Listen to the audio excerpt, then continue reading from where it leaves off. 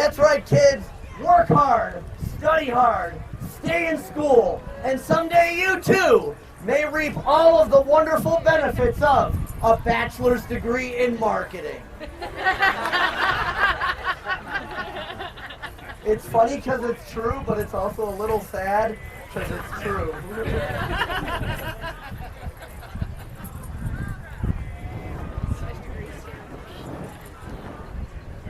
If I get a large enough and loud enough crowd for the show, I will set myself on fire.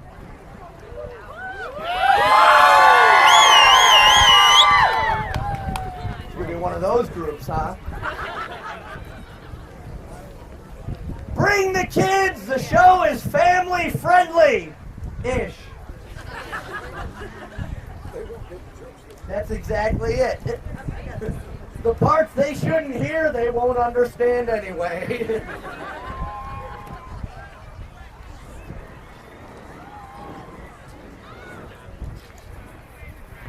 Now, for those of you who are just coming and sitting down in the back, we do still have seats available up front. Now, you may be thinking, oh, it's a fire show, we'll sit in back where it's safer. But consider human nature. If something were to go horribly wrong during this show, what is more likely to happen? This?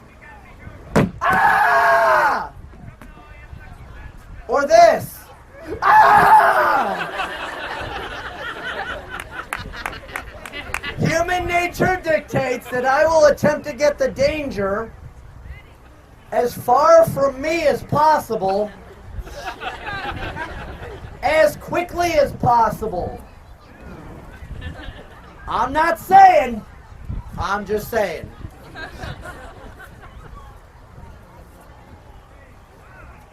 Good job, all right. You settled? You need anything? No? Maybe a schedule and a watch? All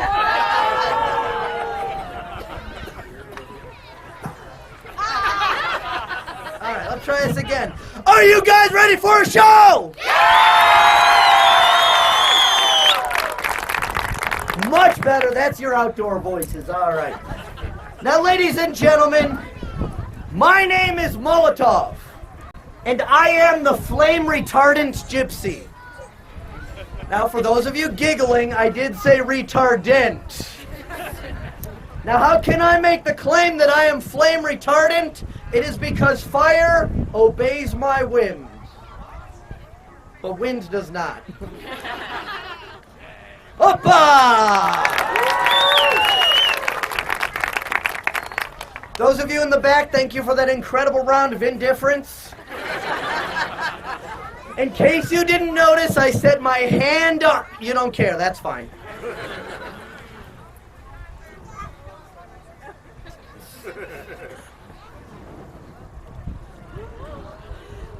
Hoppa! You'll hear me use that word throughout the show. Opa is actually a Greek word. It means, oh hell, my cheese is burning. Now, what you just saw me do is called fire eating. You may have seen that before. What you probably have not seen is what I call fire eating with leftovers. I will stick the burning torch into my mouth, but I will not extinguish the flame. When it comes back out, not only will the torch remain lit, but the vapors of fuel that are in my mouth will also burn. I will spit that fire up under the unlit wick, causing it to ignite, leading to you erupt in spontaneous applause, because you're the audience, that's kind of your job.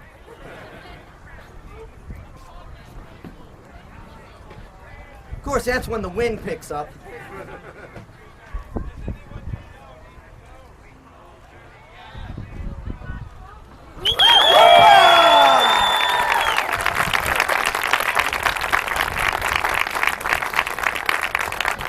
You know what they say, folks, if at first you don't succeed, you probably shouldn't skydive. Now, we're serious. Now, in hawking this show, I made the unusual promise that if I got a large enough and loud enough crowd for this show, that I would set myself on fire. So my question to this group is Is this audience large enough and loud enough to watch me burn?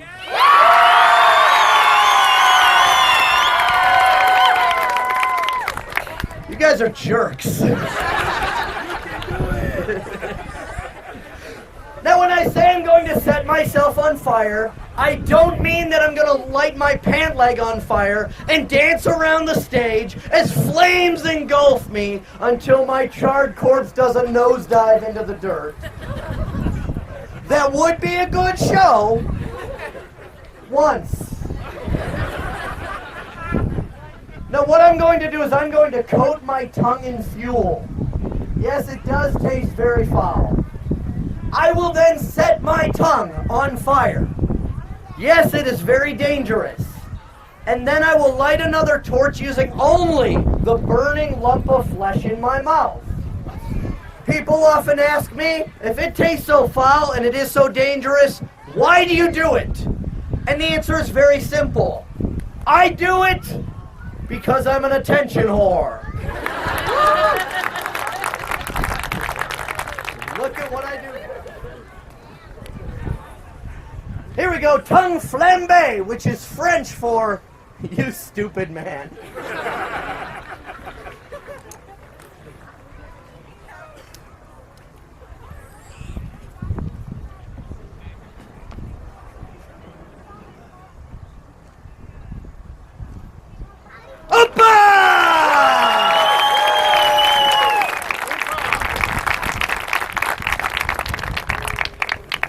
And now, would you like to see me eat 2 flames simultaneously and at the same time? Yeah. 2 flames means twice the heat, twice the danger, twice the applause. Which in the case of some of you means clapping with 2 hands, you lazy sons of...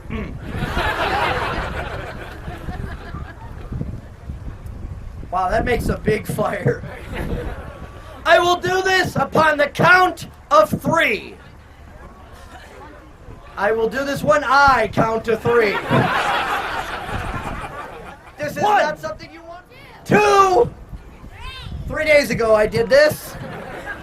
And I burnt my lip so badly it swelled up, and then during a show it popped and pus sprayed out. So if you're in the front 2 rows, you're in what we call the splash zone.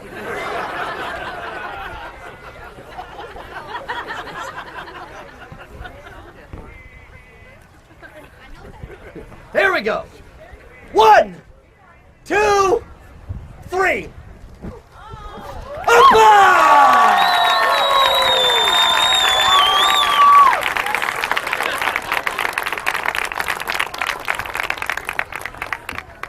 Now I know what you're thinking. That my parents were probably cousins.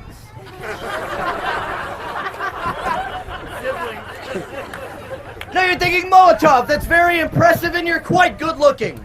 But do you do anything that is not a danger to yourself or the wooden benches we're all sitting upon? And the answer is yes. I saw it too. I saw a couple of guys were going. A gypsy love poem. I shall tell you a story of romance and love. Beautiful and pure, like the wings of a dove. I shall tell you this tale using cards, rhyme, and wit. It was composed by my people, and that is no shock. Hey, princess, how old are you? 3. I'm so glad you're here.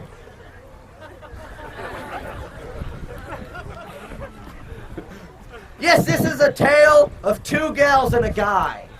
A fairy tale of sorts. Now let's find out why. Well, the first 2 of the 3 were a husband and wife. A king and his queen for most of their life. He called her Edith, and she called him Stan. She was his queen, and Stan was her man.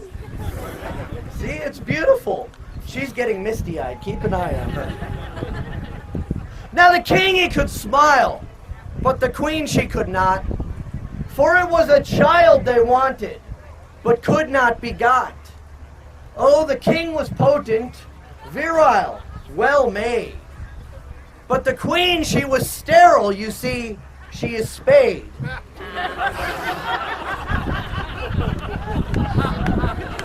Fixed, gelded, neutered, it's a veterinary term. Yes, the king longed a son to carry his name, and soon it was Edith he started to blame. Oh, the fighting, the yelling, Edith could take it no more. She called Stan a bum, and his mistress a horrible person. That's right, kids, she was a horrible person. Oh, she knew about Kate, all right, a comely young lass, with a face like a queen, and a firm, shapely ankle. Nice ankles, huh, kids? She's a little clubfoot, but she still dances well, and that's important.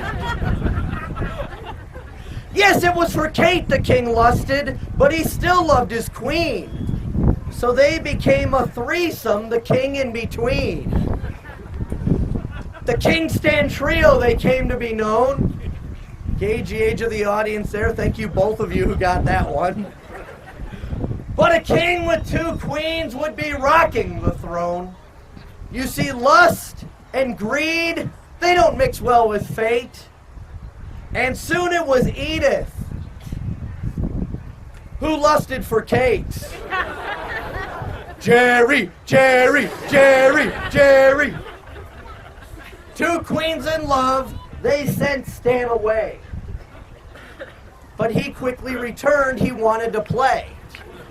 Thanks for noticing, those of you who are sober at 3 o'clock on a Sunday. But they refused him again and sent him outside the walls. And should he return, they would cut off his bald head. Now poor King Stan, he wanted to play. So he snuck back in while Kate was away. Ooh. A fight broke out, Edith snarled and hissed. Not to mention the king, boy was he pretty upset. But the plot thickens because you see Kate soon returned to Edith's delight. But what if King Stan, he was nowhere in sight? Two queens in love, so happy, quite gay. Don't giggle, it's a real word. Convivial, congenial, happy, friendly, helpful, it is in the dictionary. But what if King Stan, it had not been his day? He had lost his kingdom, his queens. He was down on his luck. You might even say he was royally freaking out. So what is the lesson that we are to learn from Stan, Kate, and Edith and the tables they've turned? Well, I told it to Stan, and now I'll tell it to you. You can't have your Kate and Edith too.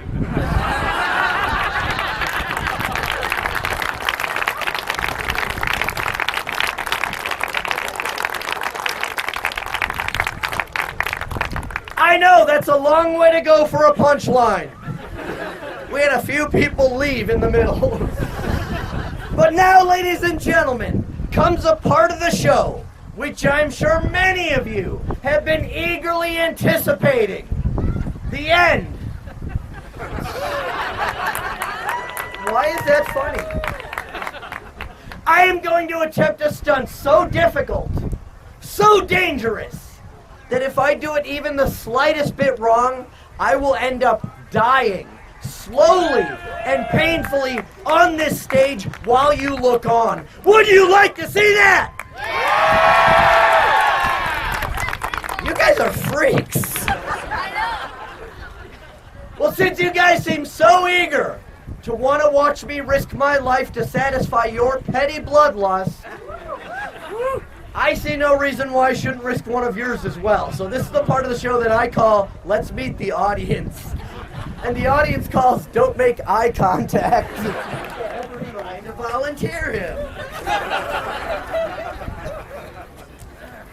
Please watch your step when you come up the steps because our insurance sucks. If you would stand right there on the trap door, perfect. And your name is? Amber. Amber, a pleasure. I am Molotov. Nice to meet you. Gentlemen, pay attention. This is how a gentleman greets a lady. Notice I'm not grabbing or gripping at her hand. Her hand is resting on my fingers. I bring her hand up, and I ever so delicately caress my lips across her knuckles. That is how a gentleman greets a lady. How do you do it? I am not a gentleman.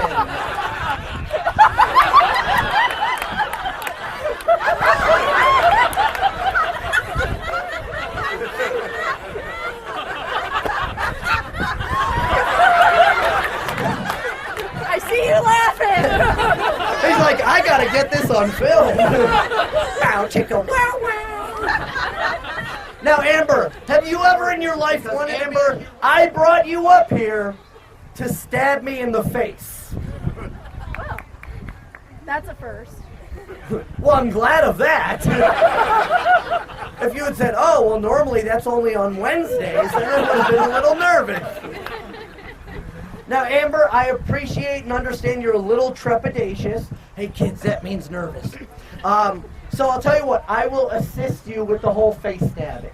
All right. That way, I have a higher chance of surviving it, and you have a lower chance of walking out of here in handcuffs. Seems reasonable. Unless that's what you want. So, Amber, I'll trade you. Now, what's going to happen is, in a moment, on Amber's behalf, I'm going to take this stainless steel blade and stab myself in the face.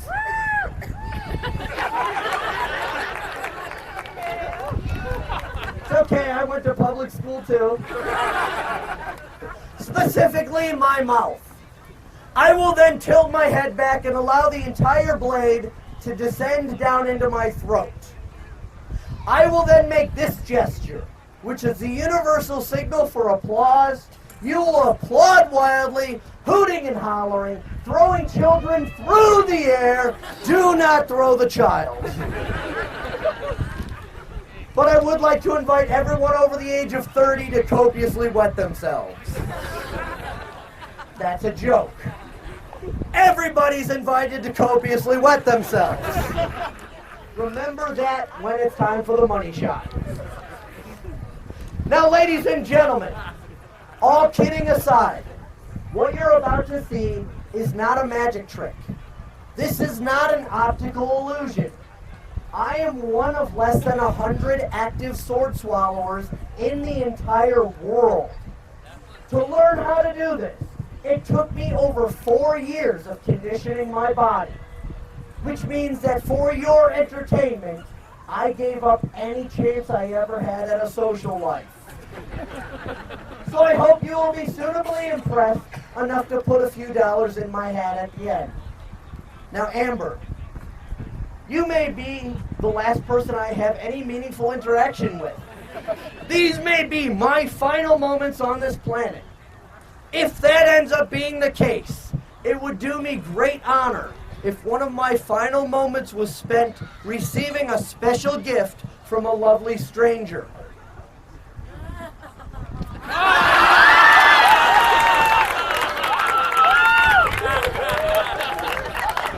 Boyfriend, husband, what's his name? Nathan. Nathan, just so you know, the tongue was hers.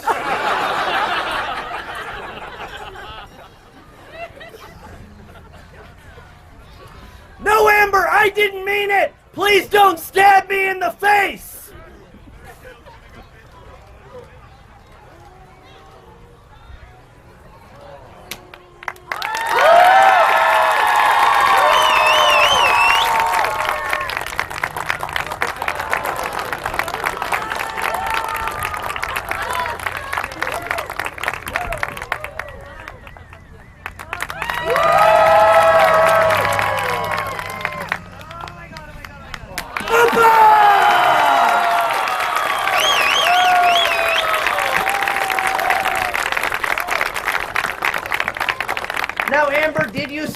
light actually coming out of my throat. Yeah? Yeah. Do you see the fresh coating of phlegm and stomach acids on the blade? Yeah.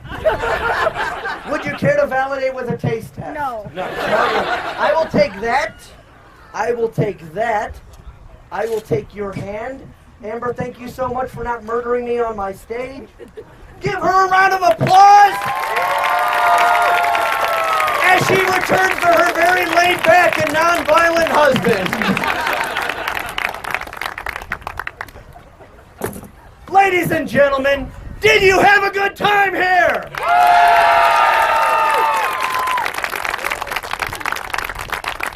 Friends, my name is Molotov, and believe it or not, this is actually how I make my living.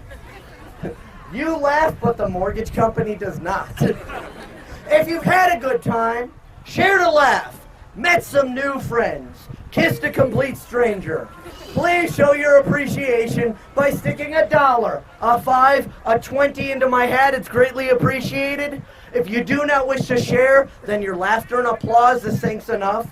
But please keep in mind that I live very far away.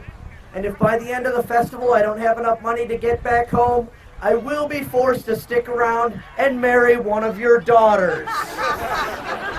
Or sons.